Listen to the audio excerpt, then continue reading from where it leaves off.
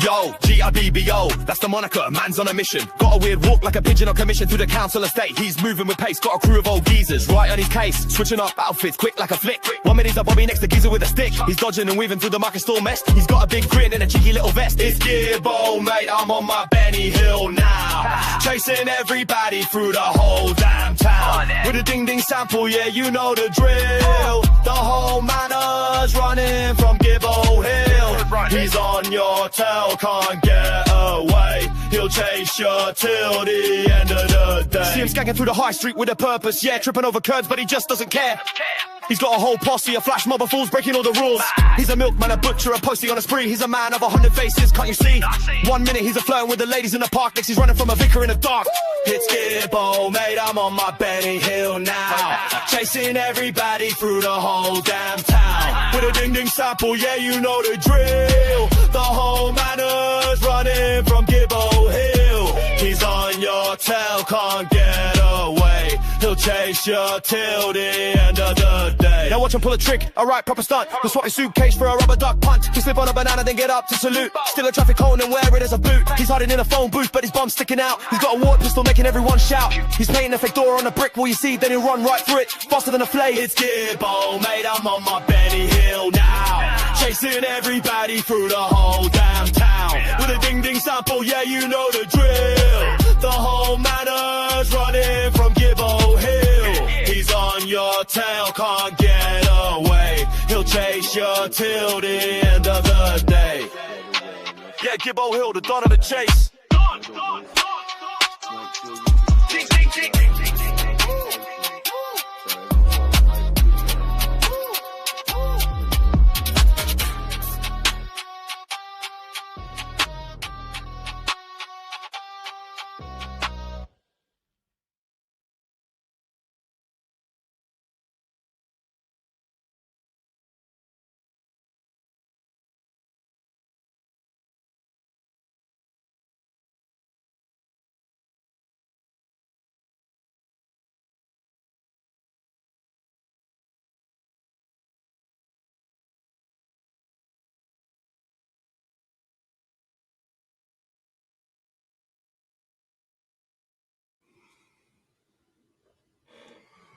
What's going on, everybody?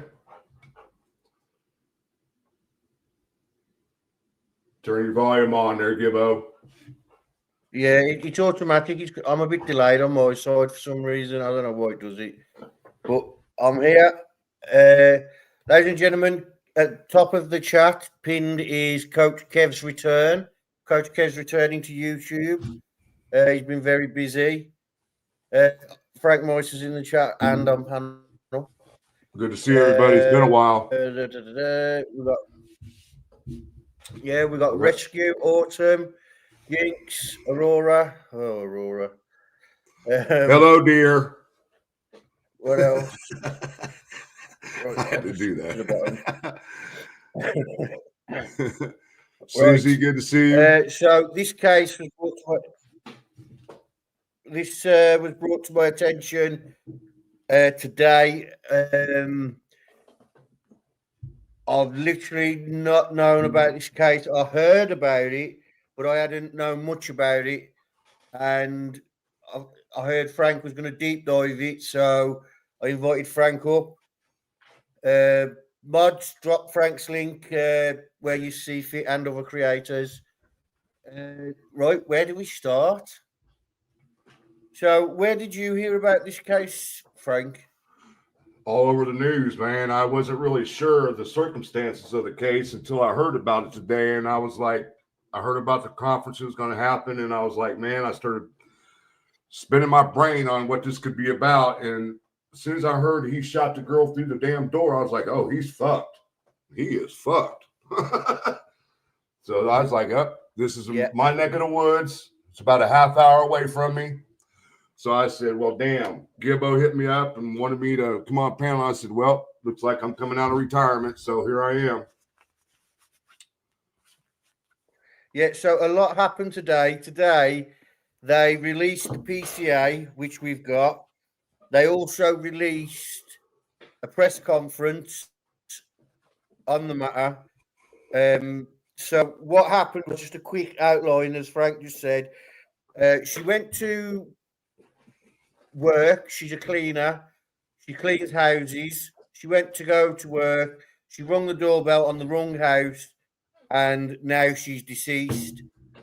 So we know that she was shot, but we don't know the ins and outs. But we do have probable cause that outlines that. Should we do the press conference first, or? I would go. I would do a little bit of discussion first before going to the press conference, just on what we know. Yep.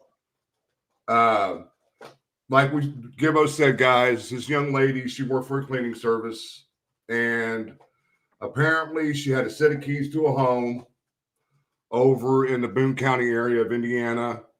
And apparently she went up to the wrong home, thinking that she was at the right home, was trying to unlock the door, and it startled the homeowner, and he just shot through the door.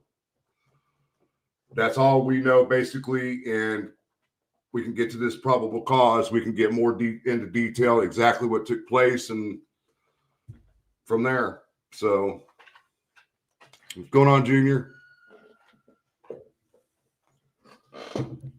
At first, I thought, well, damn, is he thinking that this girl's an illegal alien and she's trying to break into the house? You know, that's what I was thinking at first. And then when I heard about her being a cleaner, and then what happened, I was like, oh, Lord. And the thing about this whole situation is that her family cannot sue him on a civil suit.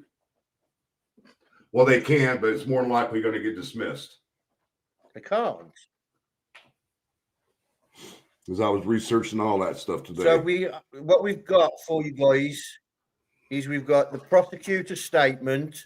We've also got I've only took out what I think is important of the probable cause, because there's a lot in it.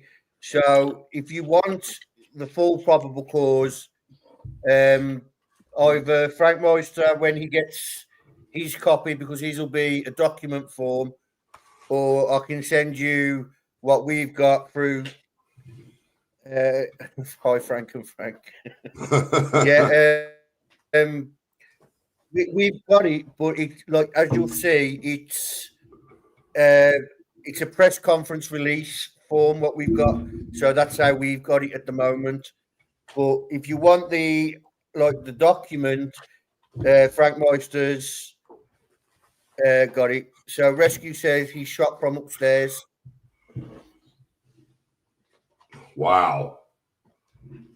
A damn good shot, then. Oh, look. We've got drama channels in the chat. Look, Doodlebug. Oh, Lord.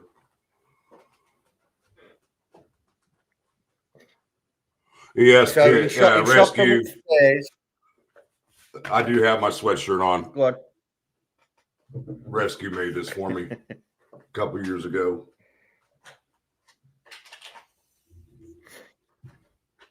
Oh, is that something she made for you? Yeah. It's got my emblem on the front of it, the sweatshirt she made.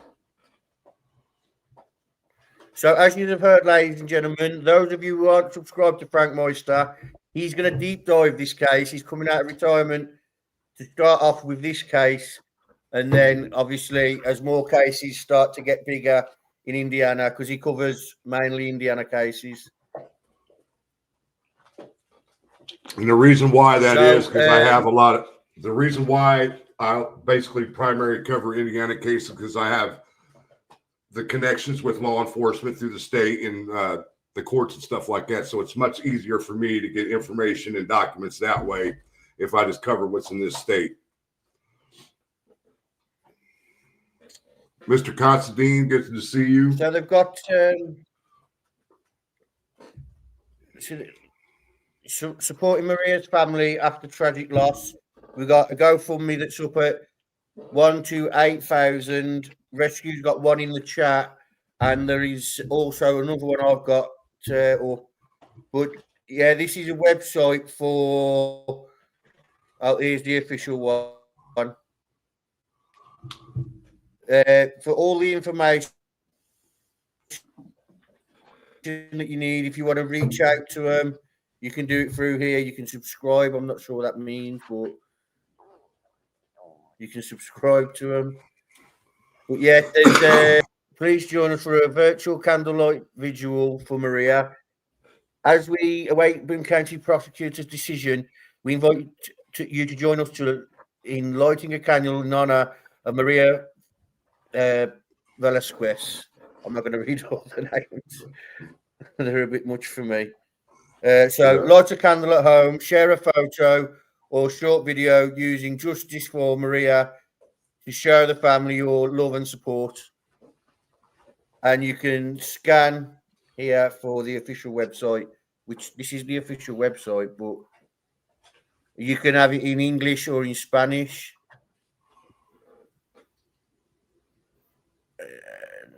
There you go. You can contact them via In Marissa's Memory. There is a petition, but I'm not going to go through all that. Mainly because of today, we don't. It's now. It's not as important anymore because wheels are in motion. Karen's here. Welcome, Karen. So I'm going to get the probable cause up, and I'll read a bit, and then we'll stop and talk about it. Yeah, I've been snapped off on a couple people already. This is the prosecutor's statement. I'm not going to read it because we're going to listen to the press conference in a bit. So I just don't feel it's necessary to go over that. If anybody wants the probable cause read to them, give me a second. If anybody wants the probable cause read, once I get my official copy from the court, which should be in the next couple days, because that's just way too small for me. I can't see that.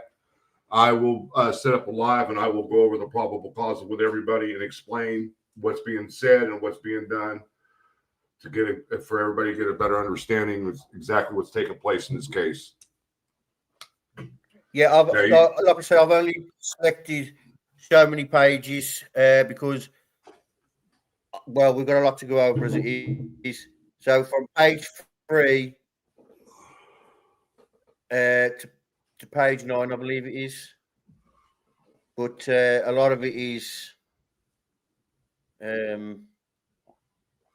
So 17th of November, 2025. Do you know when he was arrested? Should have arrest date on his mugshot photo. Give me a second. Okay, I'll get that up in a second then. Comes now Detective Christopher A. Fisher, who hereby swears upon his oath, deposes, says, I am a law enforcement officer with the Whitetown Metropolitan Police Department. He was arrested today. I have today. been a police officer. Oh, he was arrested today. Okay, yes. So I'm going to skip this bit because I don't think it's that important. We know he's an officer and blah blah blah.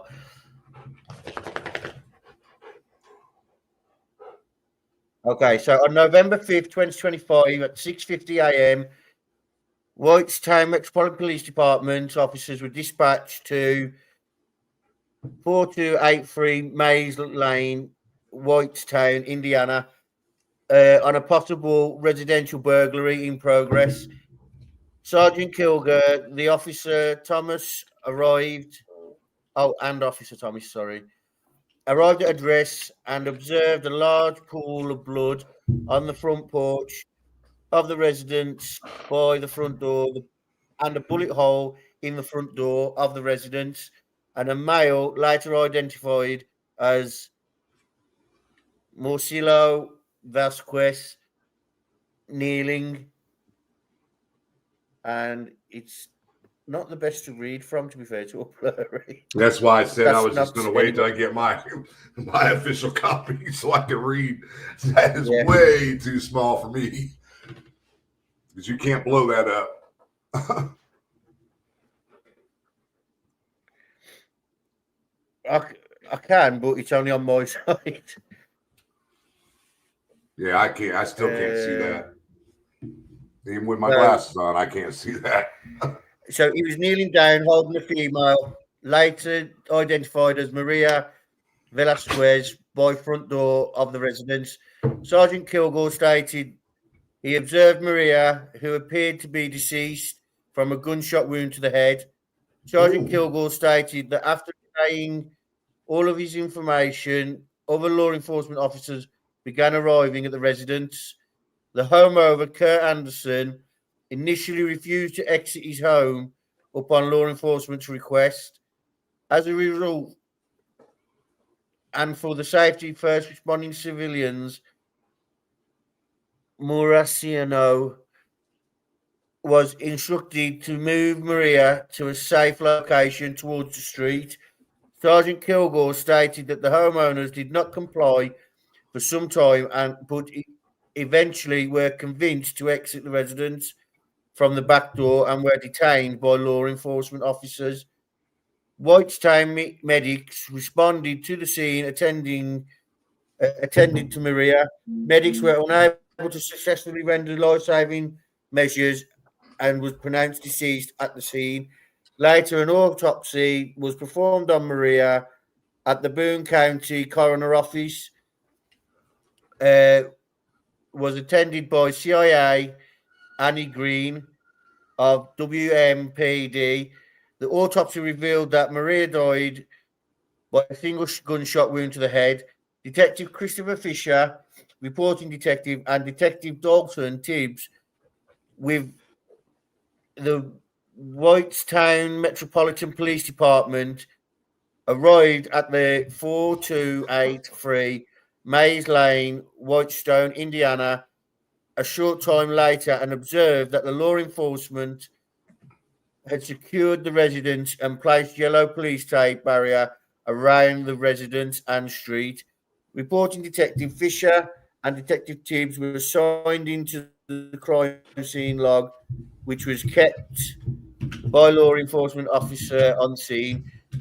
It was determined that Detective Tibbs would stay on the scene to handle all investigations. And reporting detective would go to WMPD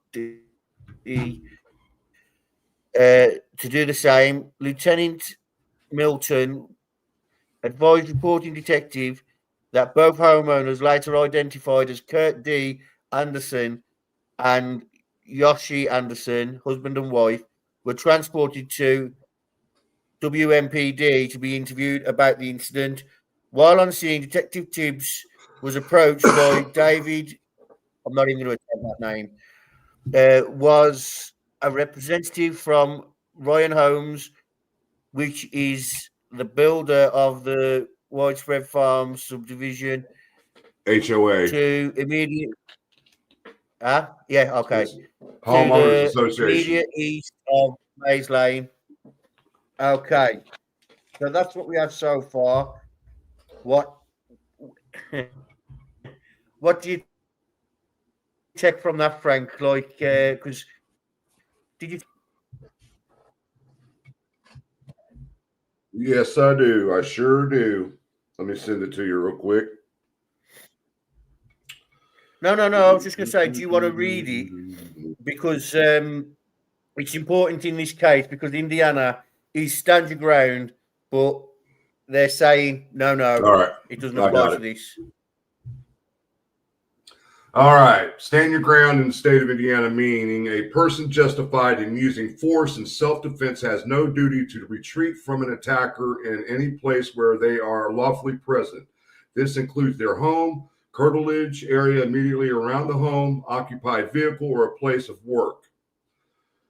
Key aspects of the law. No duty to retreat. If the use of force is justified under the law, the person does not have a duty to retreat before using force, including deadly force. Give me a second here. Reasonable belief. To use force, the person must have a reasonable belief that the force is necessary to prevent the imminent use of unlawful force. This is both a subjective, did the person believe it, and objective, would a reasonable person in the same situation believe it, standard. Proportionate force. The amount of force used must be proportional to the threat.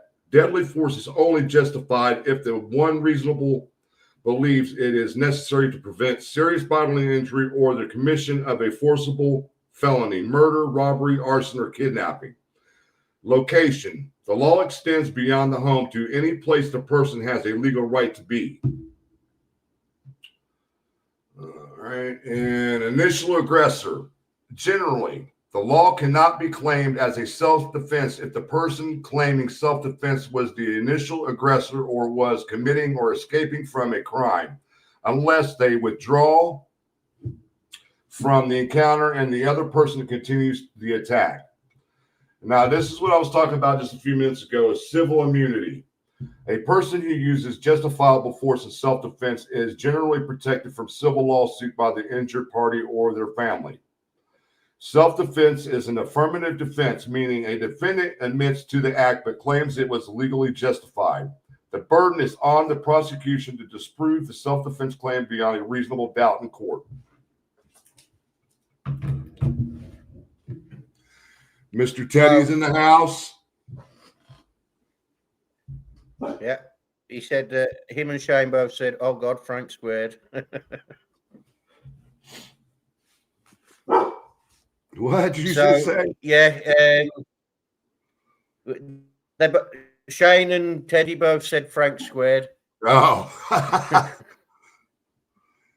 yeah. Once I heard the stand your ground, and then I heard it. He shot her through the door, and I was like, "Oh no, that's not stand your ground. No way."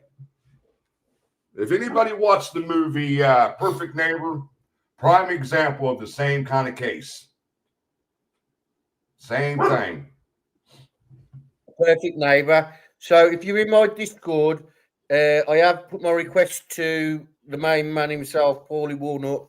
He's going to try and get it. So if you don't have HBO or whatever it is on, It's on you Netflix. can just watch it through. It's on Netflix. On Netflix. Yeah. Prime example of this case is if you watch that movie. Exactly. Okay. And I tell you what, he must have had a damn good shot. If he shot from upstairs through the door and hit her in the head, boy, either he's lucky or he's just damn good. Thank you, Orton, for the super chat.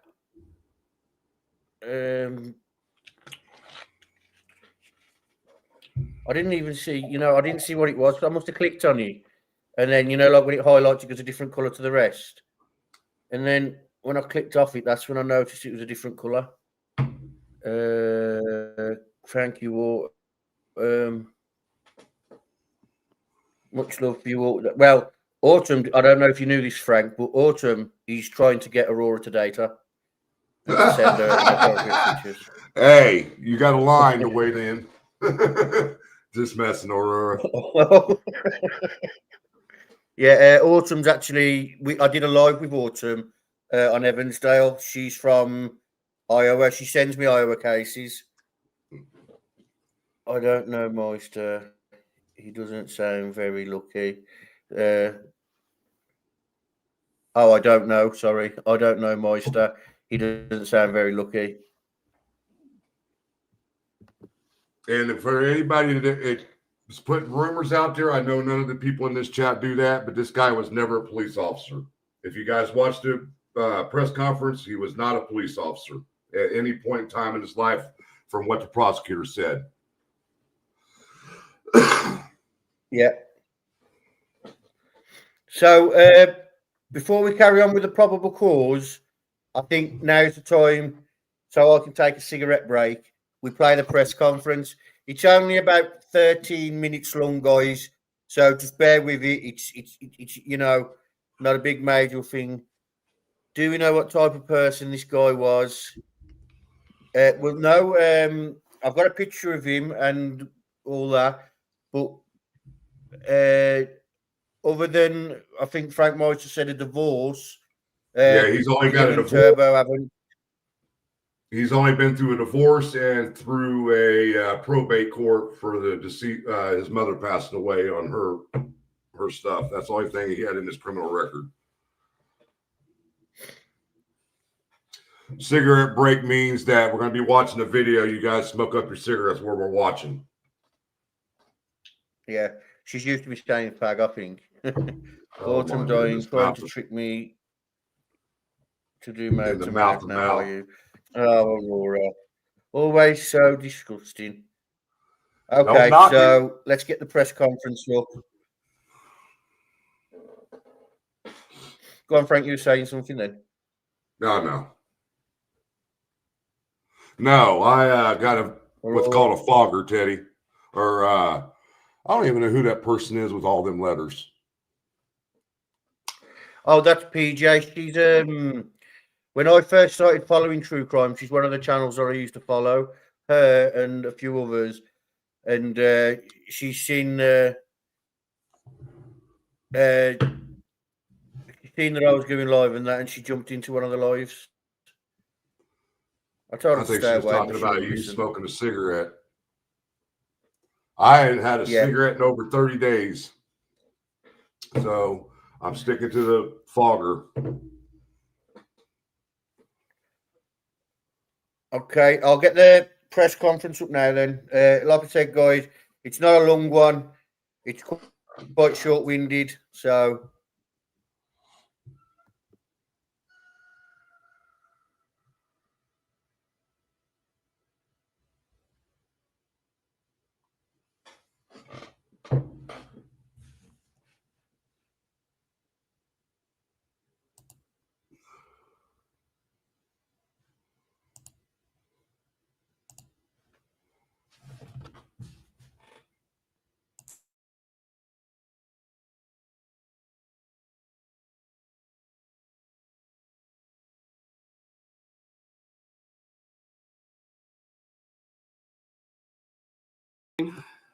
My name is Kent Eastwood. I'm the Boone County prosecutor. I have a prepared written statement, which I'm going to read. When I'm finished, I will take brief but limited in scope questions. First, I want to begin by expressing my deepest sympathies to the family and loved ones of Maria Florinda Rios Perez de Velasquez. This is a tragedy for everyone involved.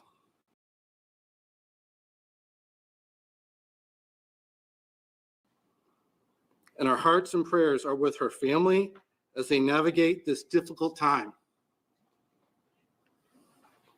I also want to thank the Whitestown Police Department for their outstanding work. Their investigation has been thorough and professional. Their continued cooperation and teamwork with the Boone County Prosecutor's Office has been invaluable as we move forward in this case. As prosecutors, we have a solemn responsibility. We cannot allow emotion to guide our decisions.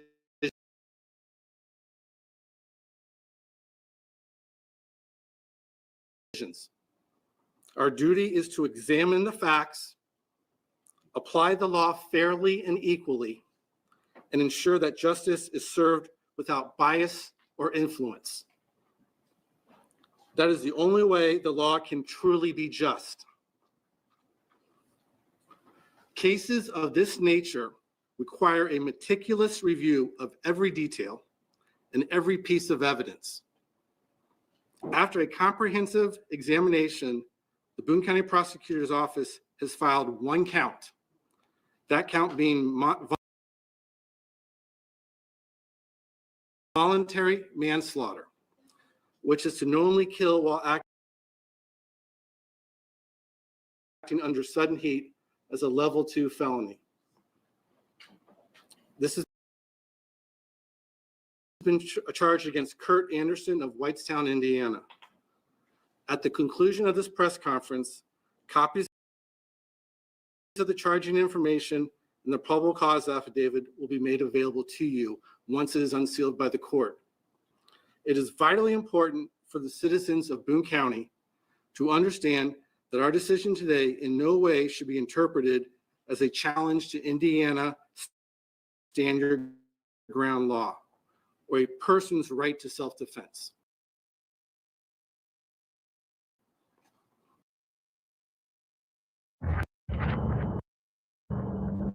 This game, you're not ready for it.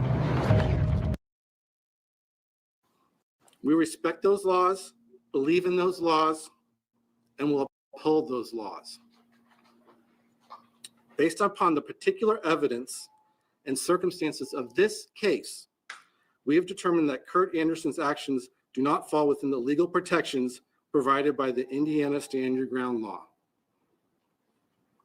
This case is not about undermining the law. It's about applying the law to the facts of this case, and that is what we intend to prove at trial.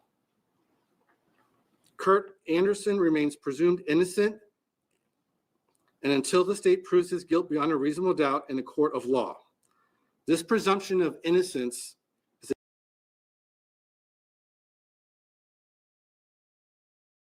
a cornerstone of our justice system and a principle that lies at the heart of a fair and just legal system. Finally, I need to address one critical point. During the pendency of this investigation, social media has circulated false and misleading information. This must stop immediately. It does not help the process. It does not help this case. It undermines the integrity of the judicial process. It spreads confusion, and it harms both the victim's family and the accused's right to a fair trial. One particular harmful claim was that this crime was committed by a police officer. That is categorically and absolutely false. Kurt Anderson has no affiliation with any local police department. To our knowledge, he has never been a police officer, and there's no evidence of any connection to a law enforcement agency or personnel in Boone County. By spreading these falsehoods, you are undermining everything we work for every single day to ensure and defend in our system. Stop sharing rumors. Stop posting misleading narratives. Rely on official sources for accurate information. Justice cannot exist without the truth.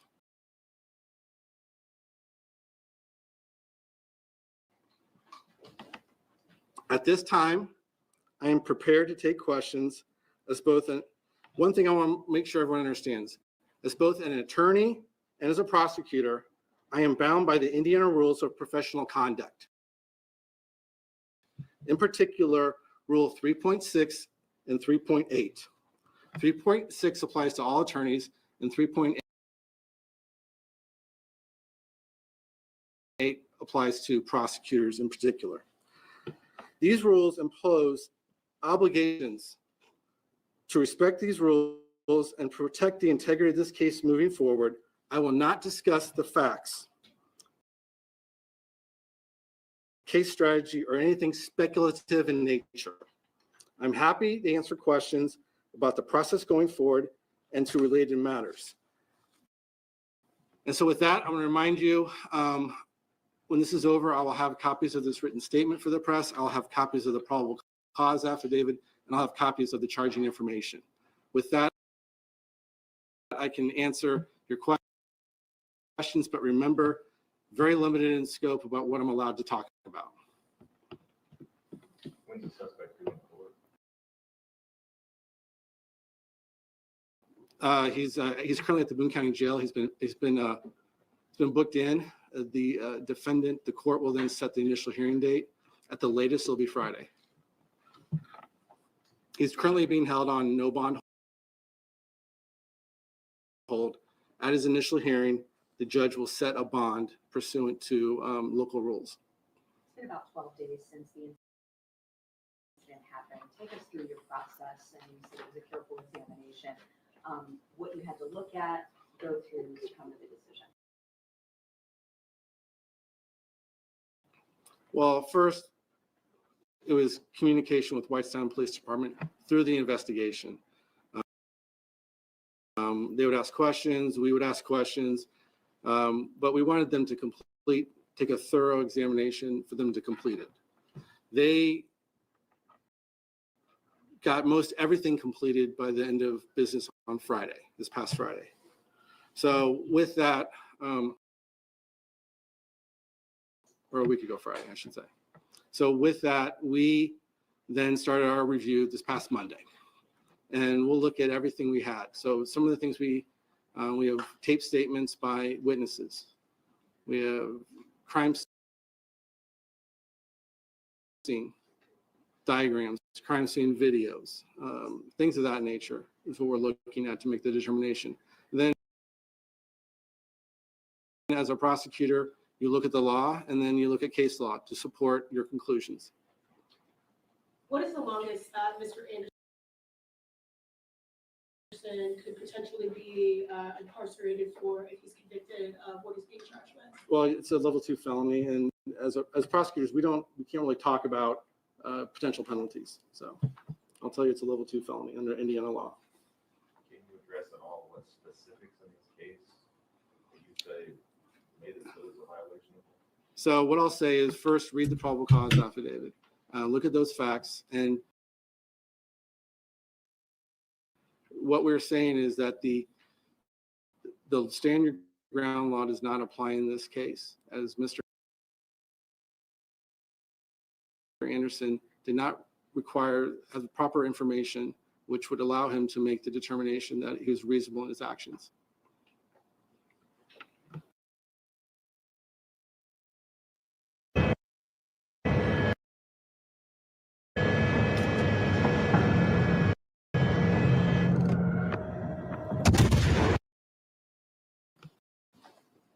Does the family have a victim's advocate within your office? And if not, is there any way that you can get them one as well as a translator? Yes. So we have met with the victim personally. I personally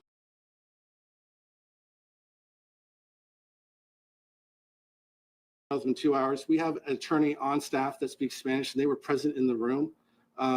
We will have a victim advocate for them, but when we met with them, that was not part of the process. But they have a victim advocate. They'll be meeting with the victim advocate, and our attorney who speaks Spanish will be meeting with them. So we do that in every case. Thank you. Yes, sir. Did you utilize a grand jury in advance of the affidavit for probable cause? No.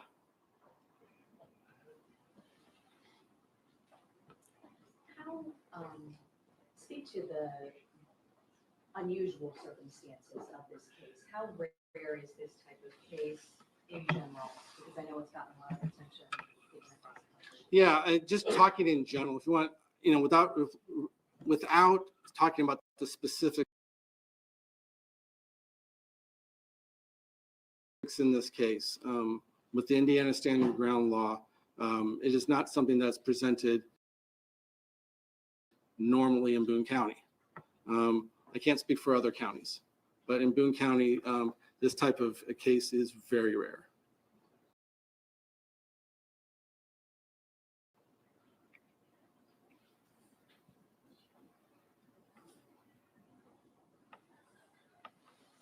I don't know that you're going to answer any of the questions that we want to ask you. So Guys, I'd love to answer your questions, but I have a duty as a prosecutor that I cannot talk about facts that would get in front of the trier of fact, that would have a negative impact on the accused right to a fair trial. As a prosecutors, we have those duties and we have to follow those. And I train on this topic, and I would be going against every single training I've ever done. If you talk about specific facts and go into those details, there are public records in which you'll have. I'm going to confirm that the judges signed the motion to unseal, and I'll get you all that information. You can read it for yourselves. Are you able to send that information over to us, or do we need to? I have copies here. And then also anyone that's on the email list will be getting the same thing that's in here. So, because there are people that couldn't obviously make it today. Did Mr. Anderson say anything when he learned about the charge? I have Mr. Anderson is represented by counsel. I am not allowed to talk to Mr. Anderson now that he's represented by counsel. So. First question, once you looked at everything, was it very clear right away, okay, this is the charge? Was it an easy decision for you? How can you characterize that decision making? It was thorough. It was thoughtful. Once we had all the information in front of us, once we looked at the law, once we looked at the case law, it became clear what the appropriate way to proceed with this case was. Would you say this is one of the hardest cases you've had to come to a decision on, or? No. And well, first, I want to thank everybody in the Boone County community, family, friends. I've had an outpouring of people, whether it's email, text, phone call, or someone just stopped me on the street saying, we're praying for you because we know you have a difficult decision to make. But honestly, it wasn't. I hate to sound cavalier about this, but it wasn't a hard decision. The hardest case in my life today is still death of Deputy Pickett. That case has been the hardest one because just everything that went into it.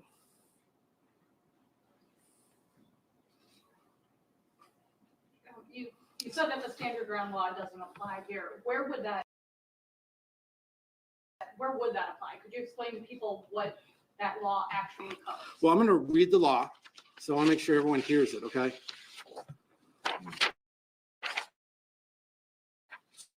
So in this scenario, when you have a dwelling, okay, we're only talking about when it applies to a dwelling. I'm not applying this to other scenarios, right? So under Indiana law, a person is justified in using reasonable force, which may include, including deadly force, against any other person, and does not have a duty to retreat. If the person reasonably believes that the force is necessary to prevent or terminate the other person's unlawful entry of or attack on the person's dwelling, curtilage, or occupied motor vehicle. That's this kind of, that would apply to scenarios similar to this.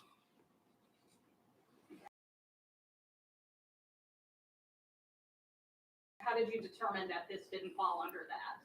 Well, it is our belief, and it's our contention that the person did not have a reasonable belief that that type of force was necessary.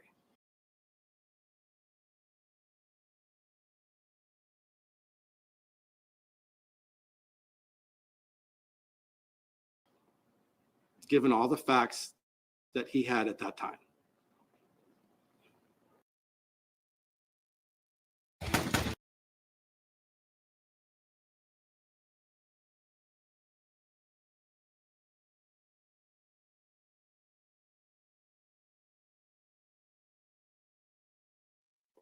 Okay. So the press conference ends there. Like, he does talk a bit, but it's irrelevant stuff that he's talking about.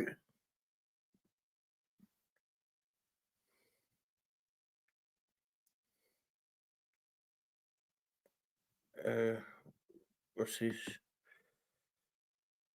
I just read your stand your ground law. I know, but so did he.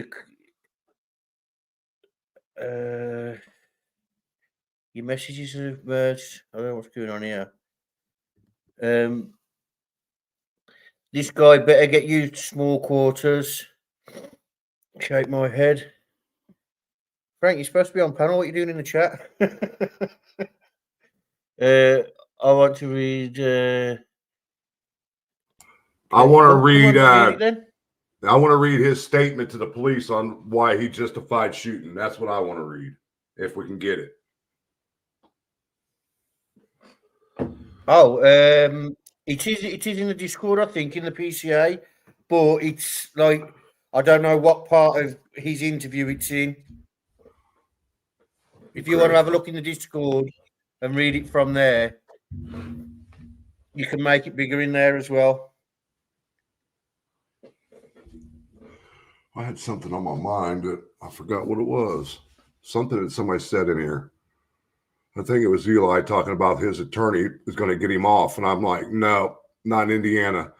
Indiana, the years that I've covered cases and been on the YouTube as a podcaster, I've only seen one case in Indiana in the last 6 years where the stand your ground law was the correct choice for a case. It was in my apartments that I live at, the same building that I live in.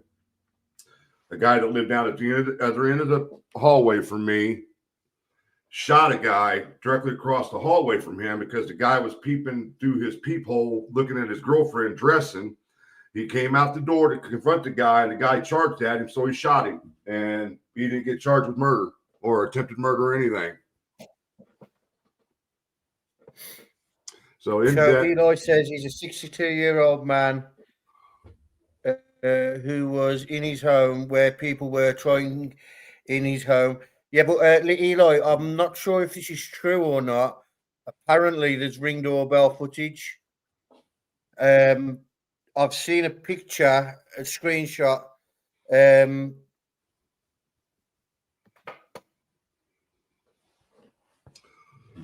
don't know what this is.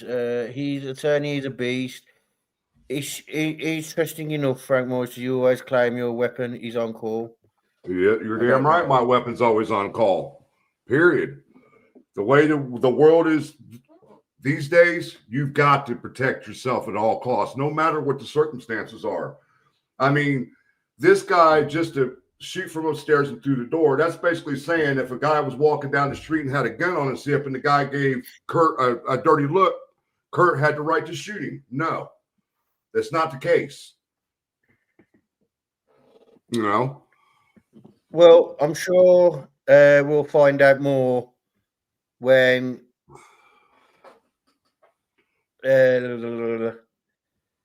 what's it called?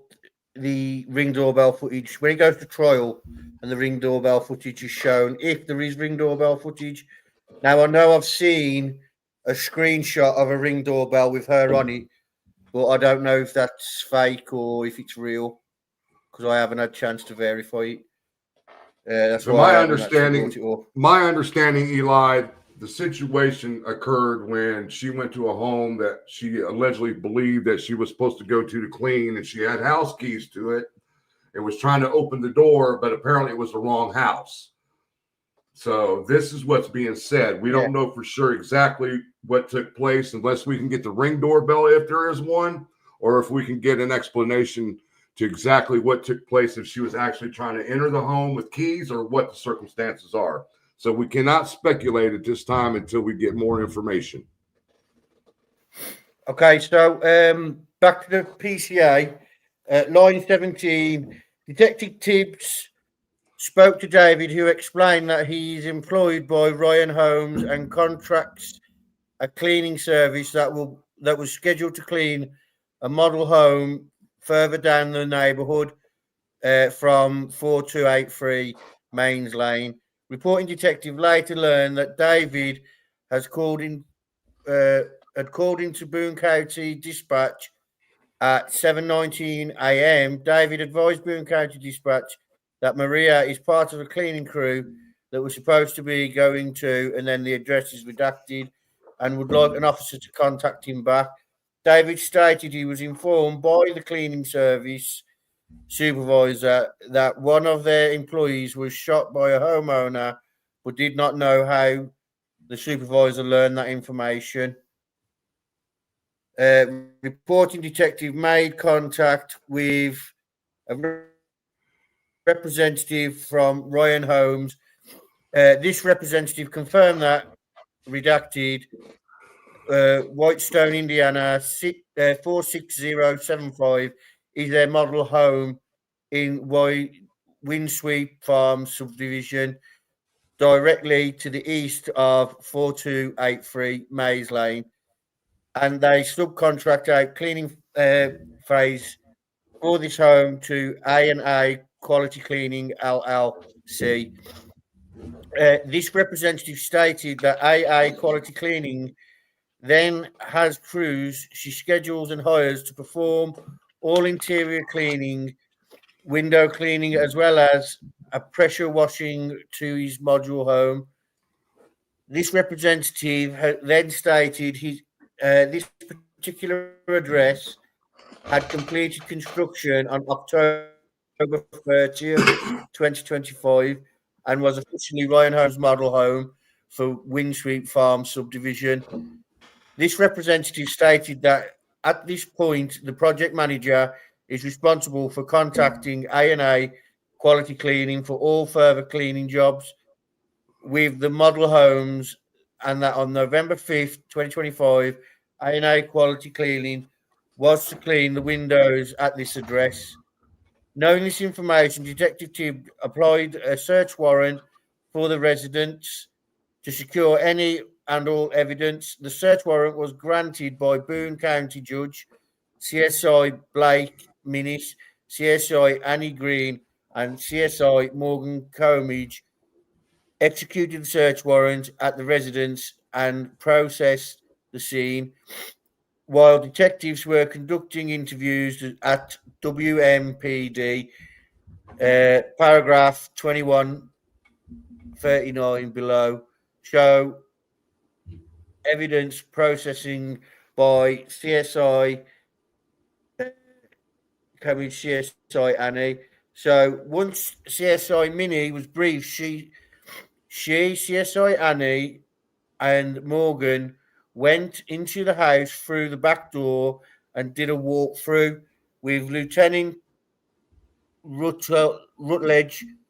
Once they did a walkthrough, they exited the house, and CSI Minis began taking over all photos of the house exterior and interior.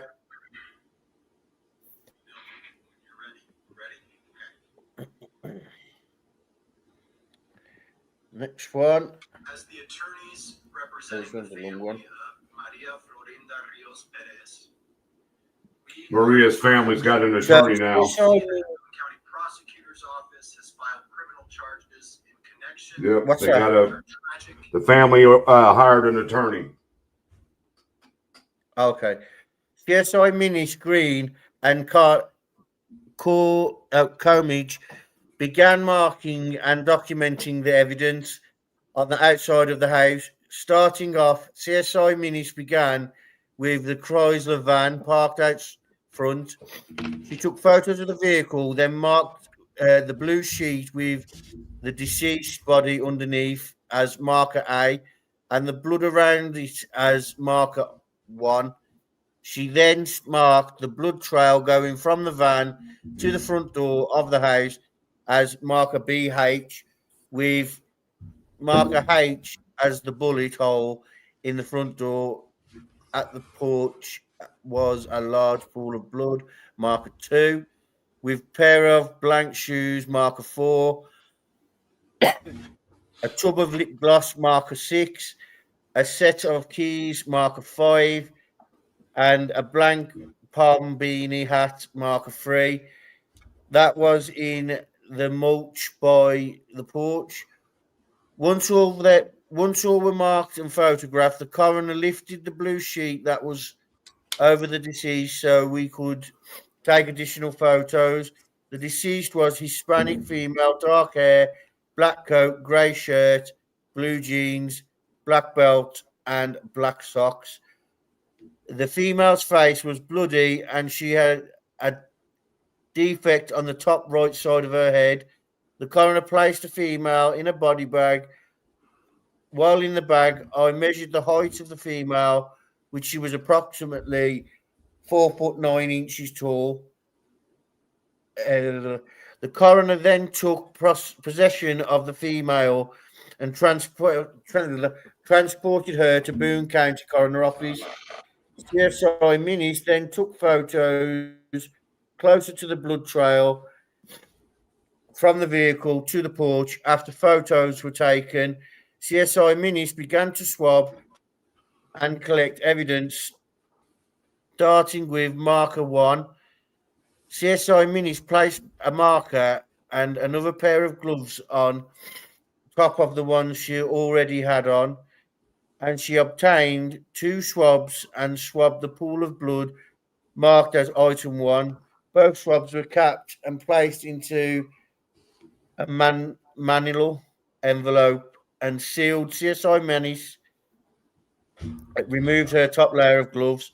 Moving to marker 2, CSI Menace placed a new layer of gloves on and obtained 2 swabs and swabbed the pool of blood marked item 2.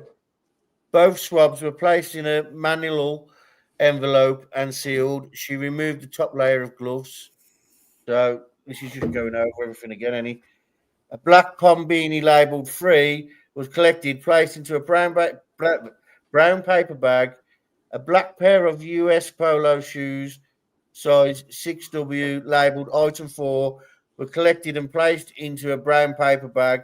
A set of keys on Winter Jam lanyard labelled as item 5 was collected, placed into a manila envelope and sealed.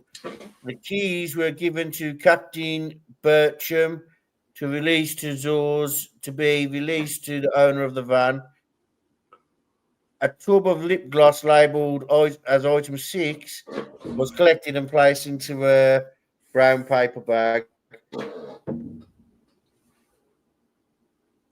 Moving to marker H, which is the bullet hole in the door, CSI Menace measured the bullet hole from the floor mat in front of the door up to the bullet hole, which was, we'll get this off.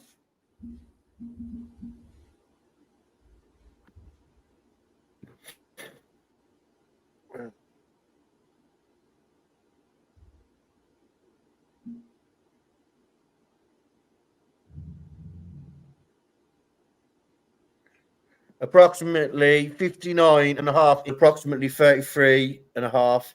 All exterior evidence was collected and placed into CSI Menace evidence bag. After receiving the signed copy of the residential search warrant, CSI Menace, CSI Comage, and CSI Annie began to process the interior of the house. CSI Menace, Comage, and Green went in through the back door of the house. As soon as CSI Menace walked into the back door, there was a blue iPhone in a blue outer box case with a black belt clip sitting on the kitchen table. She marked it as evidence item number 7. The phone was photographed and collected and placed in a manual envelope and sealed. When CSIs got to the interior side of the front door, they measured again the height of the bullet hole and the same wall as the exterior.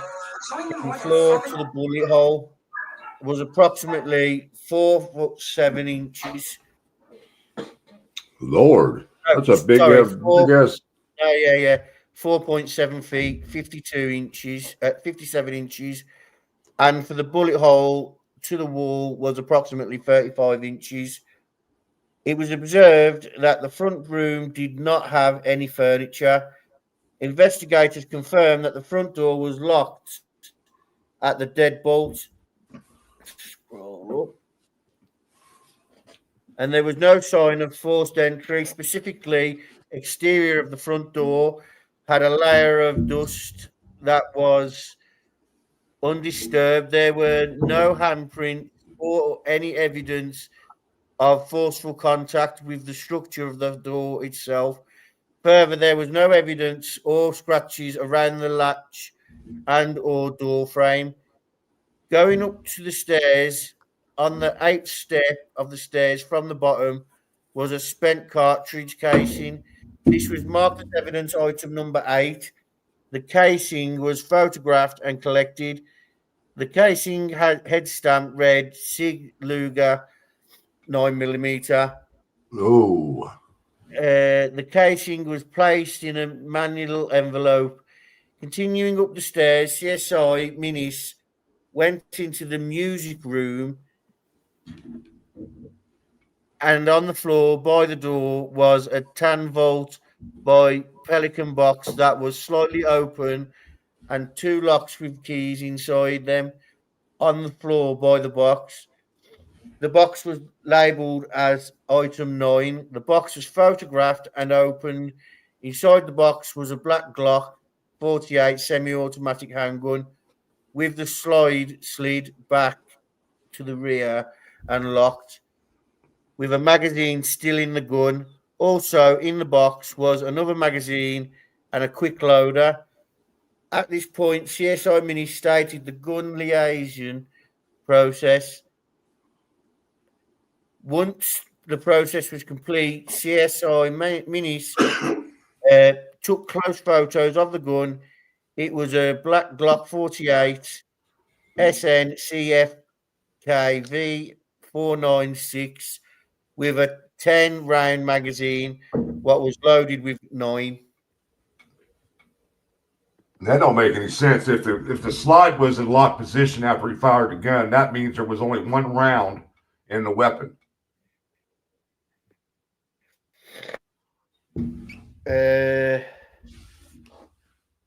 No, it means what one's missing. One round was missing. Well, why would the slide be in locked position when they found it? That's what I'm trying to understand is how I'm not the sure slide about that. It might have been jammed. right. So we've just got the top bit to read, and then Frank Meister, when he gets the PCA, he's going to go over in depth the bit underneath. So bullets, the gun was packaged and boxed up and remains item 9.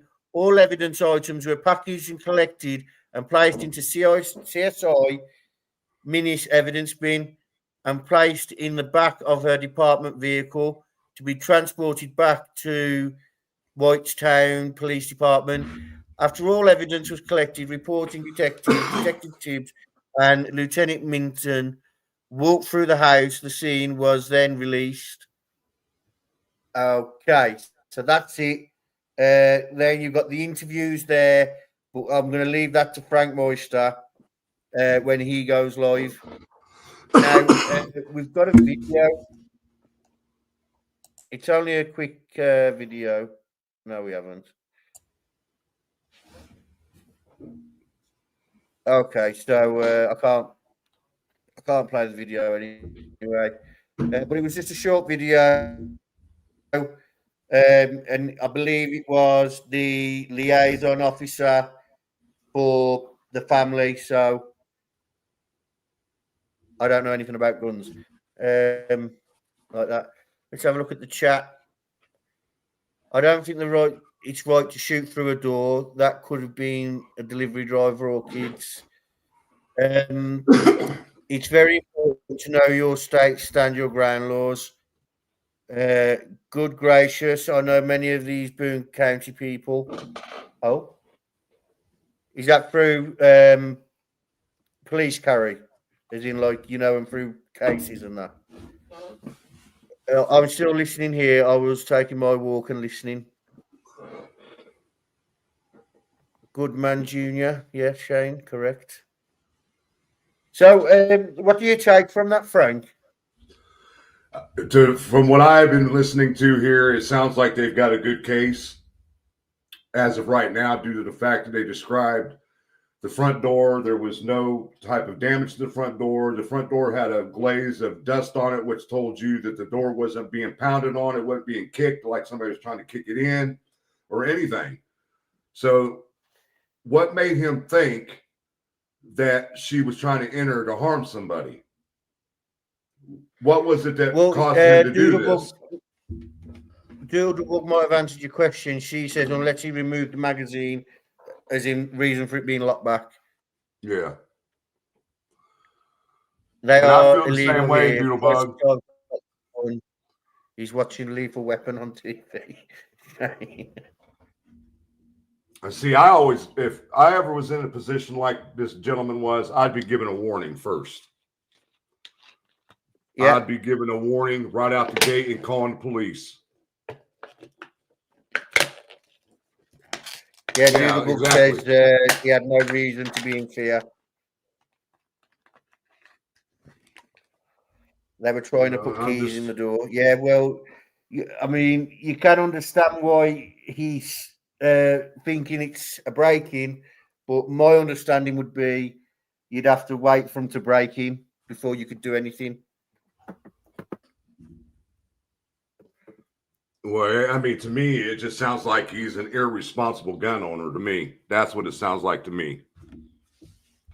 And then I understand some of the statements or comments that are being made in the chat. You know, I get all that. But for me being in the military and being trained with weapons, you know, I've got a good understanding of the laws in Indiana. I just don't understand how he can assume that he was in fear for his life when she was just trying to unlock the door. You know, it's a different story. Like, prime example, a lot of us have seen this movie, The Perfect Neighbor. The lady that got shot in that movie, she was allegedly pounding on the door, like trying to bust it down. But the lady still got charged with manslaughter because there was Do no we know reason. how long I was at the door for, Frank? What's that? Teddy's asked, how long was she at the door trying to get in if she hadn't made it in before he shot her? That's where we're going to have to wait to see if there's a Ring doorbell video. And if there is, like I said, I have seen, I was looking for images of her, and there is an image of, there's her, she's standing at a door, and it says answer and hang up, and then in the top corner, ring. So I don't know if that's just what's it called though. You know, someone putting a template on a random picture. Right. I mean, I get that, but if there is Ring door footage, we will not see it. I'm telling you that right now, we will not see it. Not at this point in time, we won't. So Book says, I understand many don't understand the law, but if you carry, please do read your state laws. And she agrees with you. Yeah. You know, I mean, just put myself in this gentleman's shoes. I don't see any reason for him to just fire at his front door like that. Just from what's being said by the prosecutor when he said that when they did the thorough investigation of the crime scene, the front door and all that stuff, I don't see any logical explanation to why he had to shoot her like that at all. And if he had a Ring doorbell, once again, he's able to see from his phone what she is doing. Agreed? That's true. Yep. Okay. So, and he didn't even, I mean, it was just like he was taking the law into his own hands. He didn't bother to call the police or anything. It's just, it just seems like this guy is one of them guys. It says to hell with law enforcement, you know. That's the way I'm looking at it right now. Until we get more evidence, this is the way I'm. Rednecks call their weapons their children.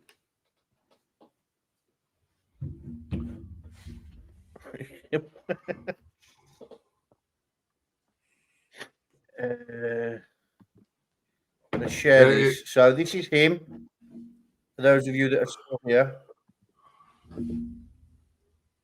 There we go. When it comes up. There we go. This is him. He's got those seedy beady eyes. But yeah, can't really judge him on what's happened. Hey Teddy. From our understanding is that apparently she was at the wrong house. Yeah, there you go, Rescue. Yeah, so she was meant to be cleaning a house nearby, and I've just read it out in the PCA. She was meant to be cleaning the house nearby. She was at the wrong property. They did let police know in advance because obviously turning up to the wrong property, if it's called in, police will know when they get there that someone's not lying. So it was called in early on. I mean, Jinx were talking about this earlier. You know, yeah, you got to be. Oh, how can I put it? You have to be extremely responsible to be a gun owner. Period. Know how to clean it. Know how to fire it. know when to use it, when a good time to use it, when it's not a good time to use it. I mean, there's just a lot of variables in this kind of situation that have to be looked at. But like I said, just from the variables that the prosecutor is mentioning in his probable cause, it sounds like they've got a good case. But who's to say what the defense is going to come out and then try to pull? I want to learn. I want to find out who his attorneys are.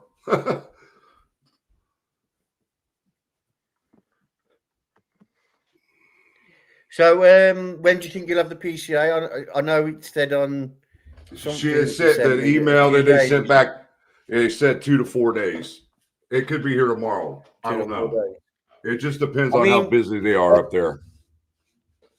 If you want to do it through the stuff that's in my Discord, you can literally read it from there, and you can make it bigger there. It's just obviously you won't be able to read it through your StreamYard.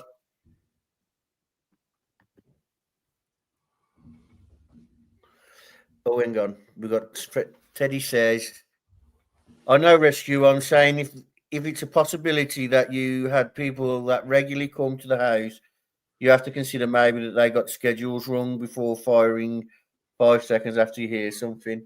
Yeah, it's true. But I don't think his house was on the thing. Like I said, I think it's module homes. Oh, they're nice homes all out there. Believe me, been there many times. Yeah, Gibbo After Dark, which is my second channel, where we fight the good fight. But like I said, anybody that's a gun owner, my suggestion to you, especially if you're in the state of Indiana, if you ever have a situation like this, please don't take it upon yourself just to start firing at somebody. Please don't do it. I don't want to see anybody in this chat end up in the same position as Mr. Anderson. Except I love all you guys. But learn your laws, like Doodlebug said. Learn your laws and just use your common sense. I understand common sense is hard to use when a situation like this is happening. But like I said, if the gentleman had a Ring doorbell, he could have checked his Ring doorbell. There's just too many variables here that are against him right now. Shane says you're never disrespectful, Doodle, because Doodle says I wouldn't sound disrespectful. Yeah, so it could be any day now, but once you've got it, you say you're going to do a live on it. Yes, I will. Yeah. So there you have it, guys. If a moderator can drop Frank's link in the chat at the top in the next hour, just under an hour, Coach Kev's going to make his return to YouTube. 7 o'clock tonight. Yeah, I'm sure he's got loads of interesting things to tell us about what he's been up to. He's now a state official. Is that right? A school official, isn't he? Yeah, a school official. Well, he's an elected member of his constituents. Right. Doodlebug, if that's disrespectful, then half the people on this platform are terrorists. Oh, stop. Get out of here, you. Starting. So, yeah, check out Frank Meister. Aurora's just dropped the link. Karen says, thank you, Frank and Frank Meister. I've just had an email regarding, let me just check, because I don't want to get the name wrong.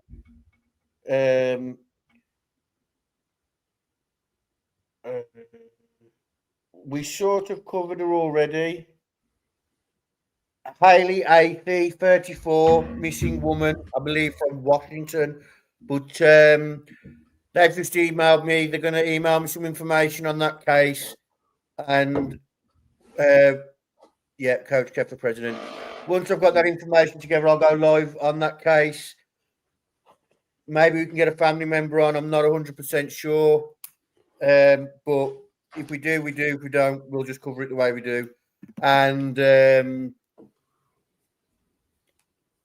Autumn said should have been invoices earlier, Tiddy. He calls him Tiddy. Titty. Yeah, we'll get that case up. And Yeah, he might I'll have dive it. he might have bigger titties than you do, Frank. Gibbo. Oh. Wait, you calling me fat? No, not at all. You had me worried about you the other night, your last live, bro. I had called Jinx and asked if you were all right. My last live, I interviewed a family, didn't I? No. I did. I interviewed Uncle Ryan. I don't know if it was your last. Oh, live. no, me and Jinx did a live last. Me and Jinx did Yeah, that's when you and Jinx did your last live. I had to call her and says, he all right? I said, he's slurring his words. She said he must be on I was his slurring my medication. words. Yeah, you definitely were. I called her immediately and I says, he okay? He's on medication for something, is what she told me. Oh, painkillers. I'm on painkillers, but I've never noticed I swear my words. That's why I called her. There was the live that I did that was short, and I was a bit all over the place because I was with families, and Aurora was calling me, but no drink. Just checking on you. That's what I was doing. But once I get this PCA, it should be within the next couple of days, guys. Hopefully it's tomorrow, and if it is tomorrow, I'll go ahead and set up a live for it, and I'll go over the whole thing with you guys.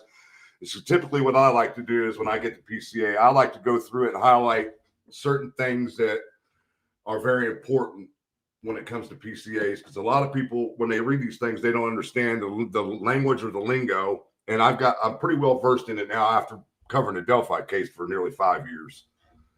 So that's my forte, is going over documents and getting in contact with the courts and things of that nature. But I will call the Whitestown Police Department tomorrow and see if there is a ring doorbell, and if we're able to get a copy of the video, which I'm pretty positive that we will not be able to get it because it's part of an ongoing investigation. So we won't be able to get it. So remember when we had the same problem going through the Flora, trying to get video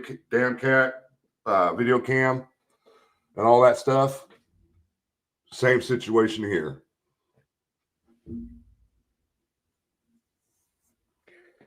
The real one, Logan, please stand up.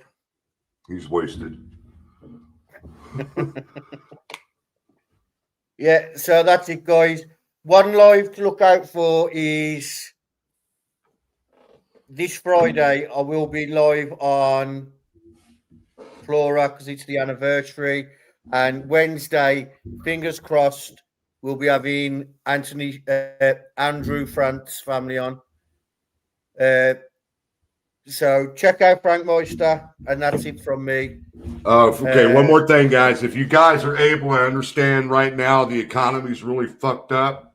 But if you guys, if possible, please dig into your pockets for any extra change that you might be able to give out and help support Maria's family, because she had 4 kids.